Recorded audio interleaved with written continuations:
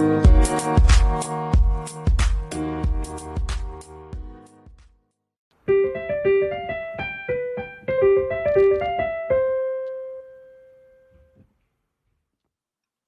to the new Chemist. We're glad you're listening. Feel free to download this podcast on Google Podcasts, Apple Podcasts, Spotify, and a variety of other platforms. On the new Chemist podcast, we discuss chemistry, which simply put is the science of change, as well as community, research, COVID-19, and careers. We're glad you're listening. My guest today is Sebastian Kahf, a medical student in the medical partnership between Augusta University and University of Georgia. He's a hardworking, industrious young man and has been a colleague and friend of mine for several years from Georgia Tech.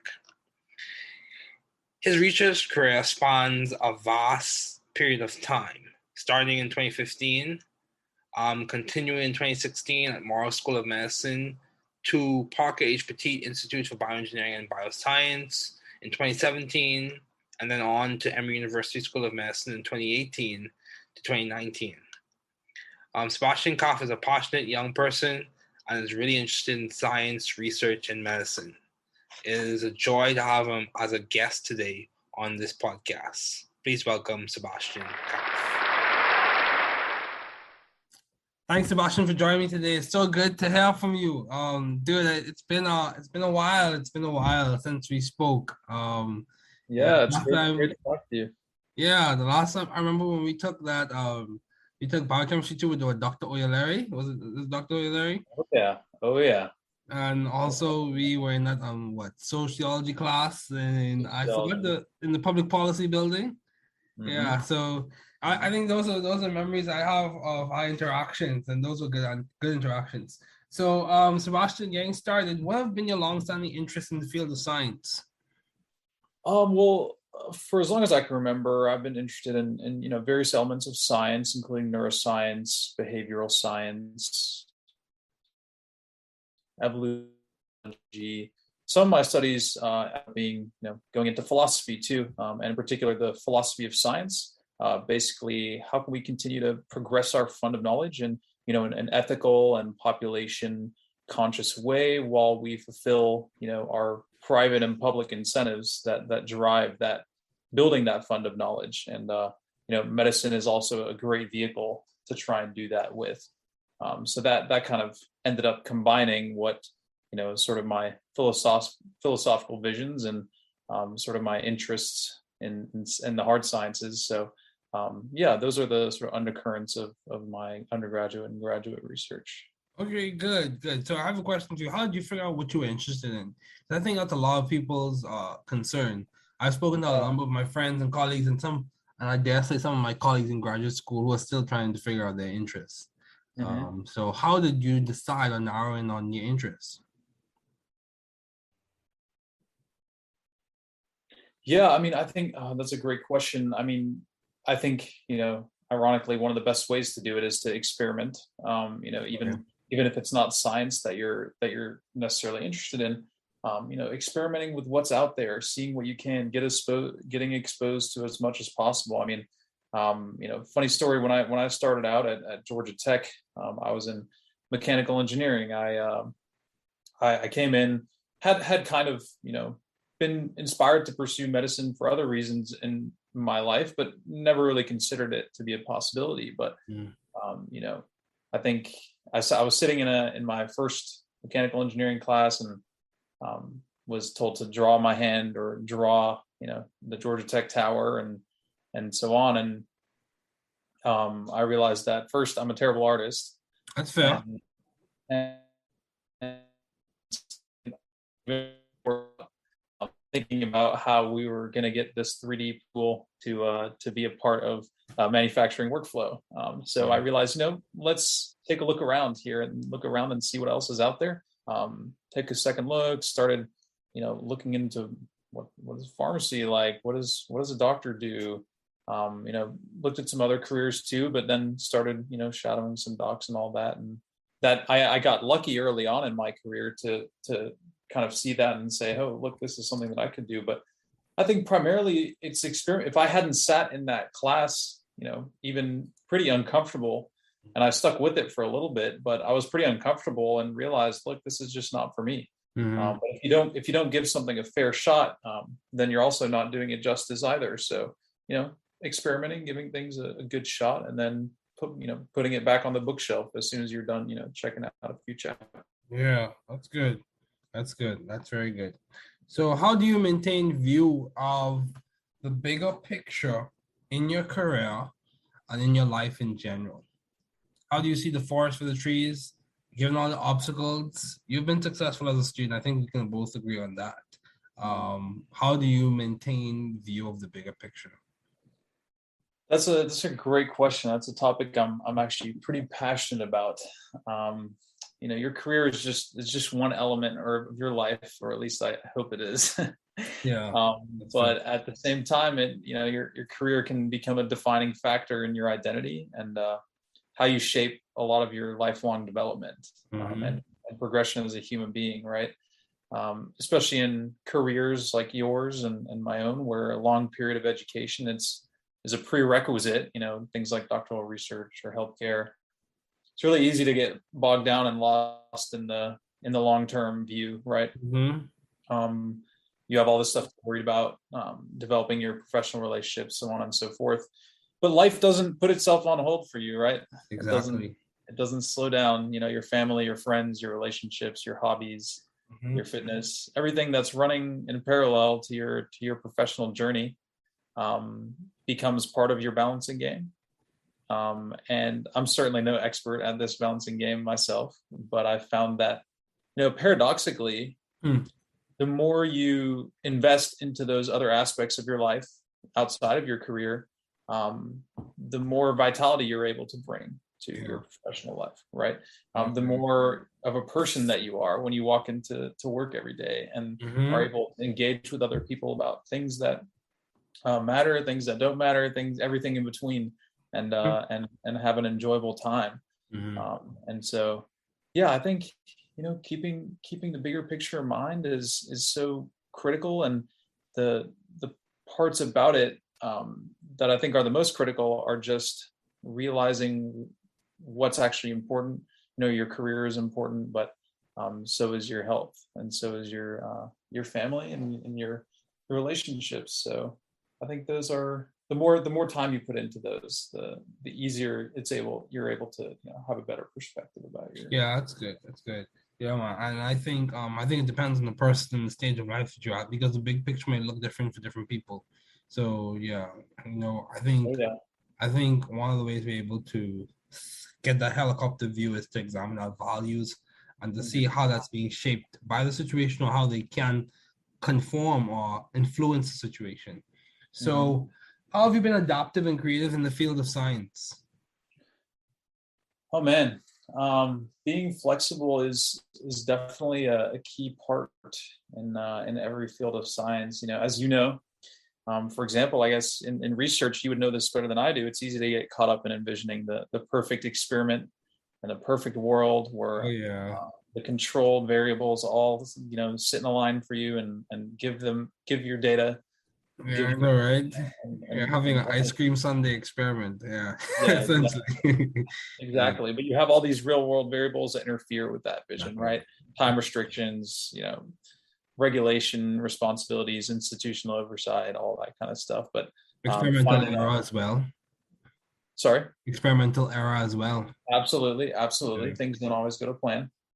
But there was this one project which I'm actually doing right now, and it's when I'm thinking of it, one of my projects, I joined this orthopedic trauma research group, and we were running a project on pain medicine, and we're getting all this data from a bunch of different countries on this protocol that I helped develop. But I was sitting in one of my other rotations one day and thinking, man, I'm going up to this clinic for 6 weeks. What if there was a way to compare the population that's at this clinic up in North Georgia to this other big, large academic medical centers? And so I reached out to the doctor that was running this clinic up here. I reached out to my team. I reached out to my institution, and basically we set it up so that we could do this project up here, while I was doing my rotation up here. And so while I'm living up here, getting to do a research project that I'm passionate about, that's, at all these, big shot academic institutions, and just do it in a totally different setting, just kind of speaks to, always looking for opportunities to be flexible. You don't have much time as a student, and how do you make that time valuable, and how do you make that time, good for you and your career? So, I've tried to, keep on the lookout for those sorts of things, and you just never know who might be willing to help you out with what you have in mind, because for the most part, your ideas are probably pretty good. And so, ask around and people will point you in the right direction. I agree. So how did you find the right environment for you to thrive scientifically and intellectually? How did you find that? How did you find Georgia Tech? How did you find MCG, Medical College of Georgia? Well, I think there's a lot of different environments I could reference, but I think I'm going to take a different approach to this question. Sure. I think I could talk about how I chose a medical school, or chose an undergraduate college, or chose a research team, or how I'm going about choosing a specialty in medicine. But I think the most critical environment that we're asked to choose is our people, our friends, because I think it's vitally important to, examine which relationships are pushing you in the right direction, maybe pushing you to achieve what you previously maybe thought was a pipe dream, or something that was like just an afterthought of, oh man, it would be cool if I could do that. But, it's just, I don't want to do all the things that it would require and take of me, and all the things I would have to sacrifice to get there. But finding the people that believe in you, and they're also on a constant path of defining their own purpose, and who you can share that journey with, I think that's the environment you want. And I don't think that those people have to necessarily be doing the same thing, or that they're doing, similar things even. I think when they have their own journey that you can engage in, and kind of escape from your own little world, and share your wisdom with each other, I think that's the environment that can help and kind of apply to everyone. So I've tried to put a lot of, healthy effort into cherishing those relationships that I have outside of my intellectual or my academic ones, because I keep coming back and finding that those are the ones that are able to let me thrive. Wow, that's deep. That's deep, dude. That's very deep. I'm gonna have to re-listen to this episode just to hear that snippet. But how do you maintain a balance in life given all your responsibilities and accomplishments? So are you in an MD you are an MD or MD PhD? I'm in an MD. I'm just an MD program. Okay, yeah. Cool. So how do you maintain view of the bigger picture? Not bigger picture. How do you maintain a balanced life, rather, given all your responsibilities and accomplishments? I run away from all my responsibilities. Okay, that's fair. That's fair. No, That's how you no, deal I mean with that, and I mean that literally. I mean that literally. No, I mean that literally. I think running and striving for some level of fitness and has kept me actually sane throughout all these years. I think. Trust me, I joined the club.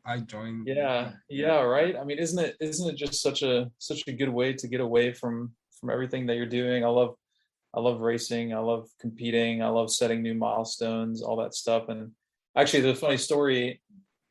I at some point was super ambitious and decided to join, the Georgia Tech Triathlon Club, which, I thought it would be a new way for me to try all these different sports and all this stuff. Okay. I realized I got myself a nice road bike, got myself some sleek triathlon shorts. But I realized after doing laps in the pool for hours and riding 20, 30, 40 miles that I hated that. And all I liked was the running. Yeah. All it made me realize was that I just like running more. So that was, a fun journey, but in all seriousness, I think, having that escape, I mean, we've already talked about, having a life outside of your career and all that kind of stuff, but, just having a physical way to, show that you're improving yourself and having a good time while doing it. I think that's a great way to stay balanced. Yeah, man. And also, I was reading something from the Harvard Business Review, and one of the things that can help is having response-oriented thinking, in which you consider the features of the situation that you can improve, the positive impact that you can personally have. Can you contain any negatives of the situation, and what can I do to begin addressing the problem now? So things like that, I think they help you to maintain balance or keep things under control for as best as possible. Yeah. How do you try to maintain a Oh yeah, balance? dude, okay. Let's put the question on me. Let's go. Let's go. So, how do I maintain balance, dude? It's sometimes it's a challenge. Sometimes it's a challenge. I'll be honest with you. I echo the sentiment of one of my former podcast guests. I have balanced days and balanced moments. For sure. He made the statement that he tries to keep the fluctuations. If you think of your life like a sinusoidal wave, he tries to keep the fluctuations, so the amplitude and the trough, the crest and the trough, within a specific bound. So they fluctuate to a certain extent. So yeah, you have your highs and your lows, days where you're very balanced, when you're not as balanced, but it's all within a specific boundary. And I think the boundary probably be your core values and priorities for a specific instance. So That's a great way to think about it. yeah, that's how I try to do it. But I'll do some days I'm not as balanced as I need to be. And that's the honest truth. So how have you been so successful as a student? Well, I mean, so far so good. Yeah, man, I would say so. Yeah, I mean, like a lot of my colleagues, I think there's a certain amount of dedication that we put into this part of your life, and you educate yourself so that you can have a career that's impactful and has intellectual stimulation and all that good stuff that we're seeking, as people in science. But I also think keeping the long-term vision. I mean, we talked about how the long-term vision isn't everything, but at the same time, we also just talk about balance and how this educative period is not forever, right? It's a temporary thing, and we make a lot of sacrifices to be successful students. Oh yes. I could go into that whole topic, for hours, right, about how many years we spend doing this and all that. But we also understand that those sacrifices are not forever. Yeah, they're not permanent. Yes, and that you get out of your training what you put into it. So getting most out of it while you can turn it into an enjoyable challenge. Because I think the more we enjoy what we do, success kind of comes along secondary to that, right? You don't get success and then enjoy that. I think that's often the paradigm that's proposed to people, is that once you're successful, then you'll finally be happy. But if you can sort of flip that on its head, figure out what's making you happy, what's driving you, and then the success kind of comes along as it reveals itself to you once you've figured out your formula. Yeah, that's true. And I think at the end of the day, we have to take 100% responsibility for where we are and what has happened, as much as possible for the most part in our lives. And also we have to take ownership of the circumstances that we find ourselves in, because I think that allows us to direct, influence, change, and start to counteract whatever is occurring in our environment. So yeah, I completely agree with you, Sebastian, on that. Completely agree with you. And yeah, me too. We could go have a long conversation about sacrifices that we have had to give, like parties we didn't go to, friends we couldn't hang out with, all those types of things. But yes, I think, of course, that too requires balance as well, because like certain things I won't sacrifice for academic prestige, or articulated prestige, like my family and things like that, my faith, things like that. I'm not going to sacrifice those things, because those are priorities. Those are part of my core values. My personhood is tied to those things. So, yeah. So, how have you maintained vision and teamwork in your environment?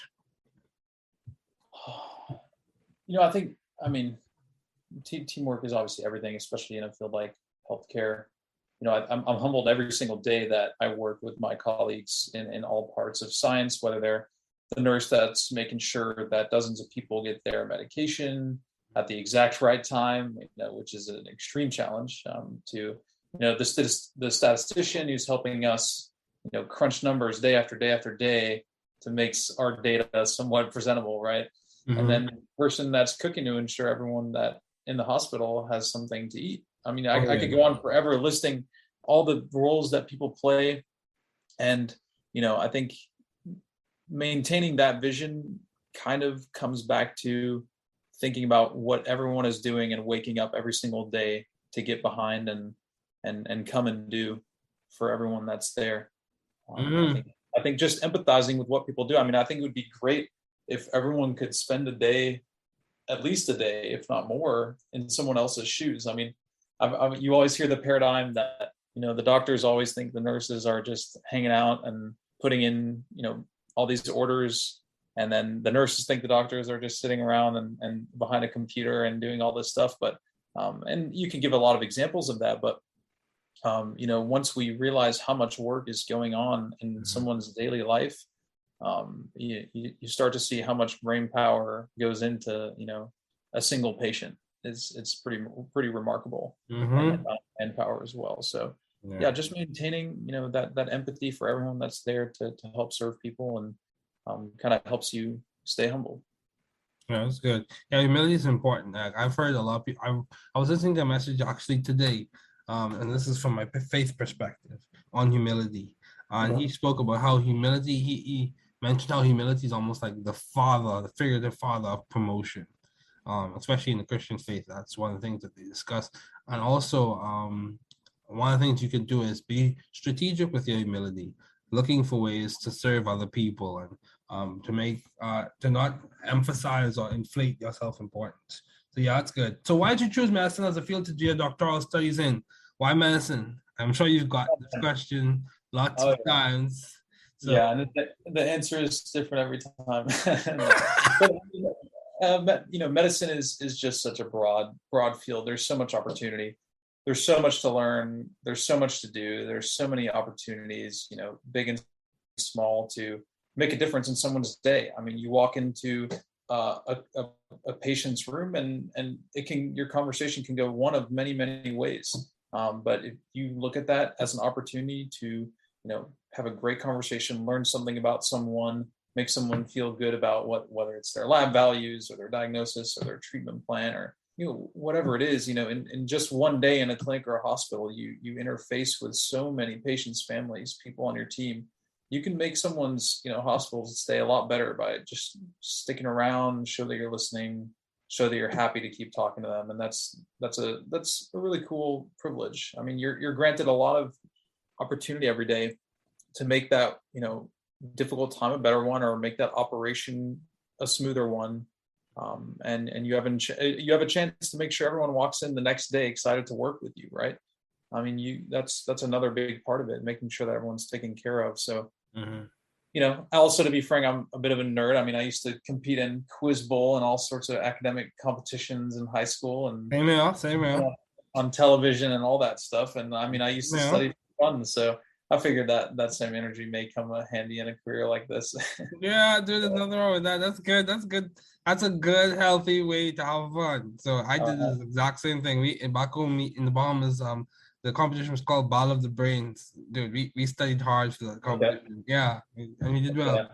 Yeah. So as we conclude, what specifically are you leaning towards for your residency or your specialty? Yeah, so right now, if I had to tell you today, it would be anesthesiology. Okay. That's sort of what I'm thinking about going into, potentially pain after that, but that's, another decision for a later date. But that's what I'm thinking about right now. It's a really nice mix of, real-time medicine. You're constantly thinking on your feet, coming up with anesthetic plans or managing people before, during, and after surgery. You get to work with your hands a lot. You get to do a lot of things. A lot of people don't know what the anesthesiologist does. Everyone has the idea that that they sit in the room and read a newspaper and just hang out. But there's quite a lot going on, and got a little bit of exposure to that, and got to see what that's like, and kind of fell in love with it as soon as I got to spend time, helping out with that. So that's the current trajectory, but much TBD as we continue to progress through med school. The story will unfold. Story will unfold. So yeah, man. Do you have any advice? Do you have any advice to those wanting to pursue the field you're currently working in or studying in? I would say just try to get exposed to as much as you can. I mean, if you're just dipping your feet in medicine and think you want to do one thing, check out another thing, and then add another thing after that, and then another thing after that. Check out as many different specialties as you can.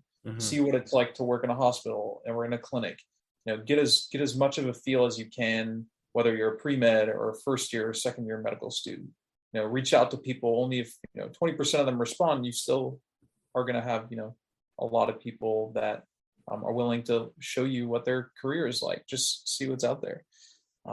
There's so much variety, even down to the minutia. I mean, when you think about, one cardiologist day, may look so different than another one's day, whether they're talking to a national medical association with a bunch of lawyers, or they're working in an office, or they're in a cath lab all day.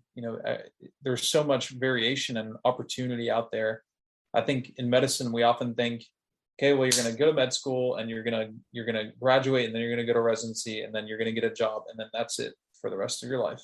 But there's so many different ways to practice.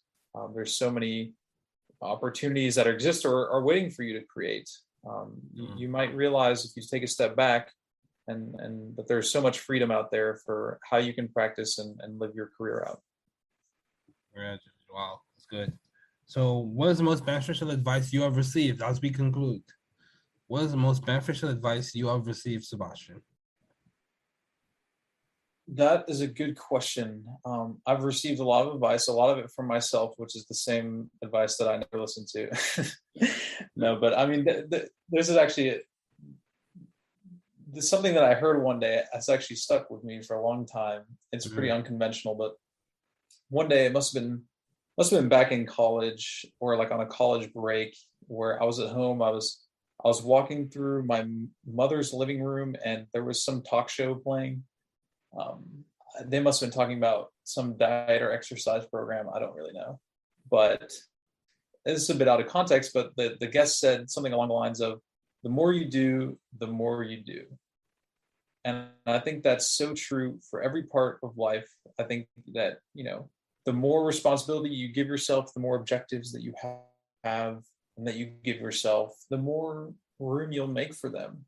And the more things that you'll learn, people you encounter. I think, I kind of, maybe you could liken it to, when you have a really big empty room in a house that hasn't been filled with furniture yet. I think as you start to fill up that room with furniture, you realize, wow, this room is like way bigger than I thought it was. It's like, wow, so much is fitting in here, and I can put stuff on the floor, I can put stuff on the wall, on the table, underneath in the closet, wherever. And you realize that there's so much more space from there than you thought. You just had to make it fit. And then that negative space in that room actually becomes a lot more intentional, right?